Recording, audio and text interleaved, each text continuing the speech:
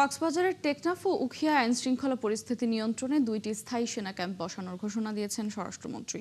একই সঙ্গে মাদক কারবারিদের তালিকা তৈরি করে সেনাবাহিনী, বিজিবি, পুলিশ ও র্যাবের সমন্বয়ে গঠিত যৌথ টাস্ক ফোর্সের সাঁড়াশি অভিযানের ঘোষণাও দেন তিনি। বৃহস্পতিবার রাতে কক্সবাজারে মাদক প্রতিরোধ ও আইনশৃঙ্খলা উন্নয়ন সভা শেষে সাংবাদিকদের এমন সিদ্ধান্তের কথা জানান মন্ত্রী। কামরুল ইসলাম মিন্টুর প্রতিবেদন। টেকনাফের পাহাড়ছড়ার কয়েকটি গ্রামের বেশ কিছু পরিবার পাহাড়ের নিচ থেকে সরে গেছে, কারণ অপহরণ ও ডাকাতির ভয়।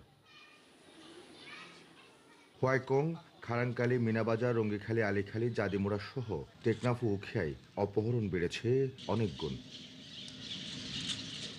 পরিস্থিতি যখন ভয়াবহ, তখন স্বরাষ্ট্রমন্ত্রী সালাউদ্দিন আহমদ দিলেন স্বস্তির খবর। টেকনাফে অপহরণ প্রবণ এলাকায় 2টি সেনা ক্যাম্প স্থাপনের সিদ্ধান্ত নেওয়া হচ্ছে। সেনাবাহিনীকে অনুরোধ করছি এই ক্যাম্পের জিওসি সাহেব 2টা ক্যাম্প স্থাপন করবেন, তবে সেই বিষয়ে আমরা সেনাবাহিনীর সাথে অফিসিয়ালি যোগাযোগ করব। তাতে করে সবার পরামর্শ এসছে যে এই অপহরণের বিষয়টি হয়তো এখন যে উদ্বেগজনক হারে বেড়েছে সেটা বন্ধ হতে পারে। স্বরাষ্ট্রমন্ত্রী নিজেই বললেন, কক্সবাজারে মাদক কারবার বেড়েছে।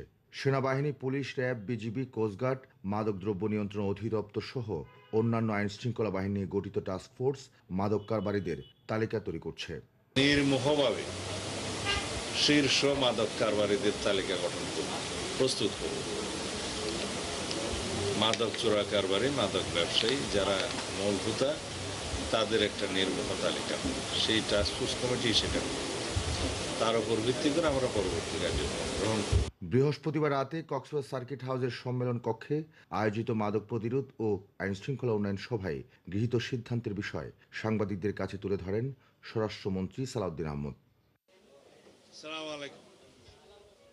এছাড়া রোহিঙ্গা ক্যাম্পে নিরাপত্তা জোরদারে ক্লোজ সার্কিট ক্যামেরা স্থাপন এবং উখিয়া টেকনাফে চলাচলকারী নৌযান নিবন্ধনের আওতায় আনার সিদ্ধান্ত হয়েছে বলেও জানান স্বরাষ্ট্রমন্ত্রী।